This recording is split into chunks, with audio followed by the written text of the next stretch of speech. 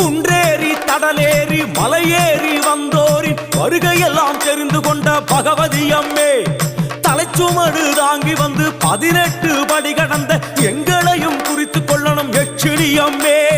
சுவாமி சரணம் ஐயப்பா, சரணம் சரணம் ஐயப்பா, பூதகணங்களும் தேவகணங்களும் ஆசி வழங்கணும் ஐயப்பா. சுவாமி சரணம் ஐயப்பா, சரணம் சரணம் ஐயப்பா, பூதகணங்களும் தேவகணங்களும் ஆசி வழங்கணும் ஐயப்பா.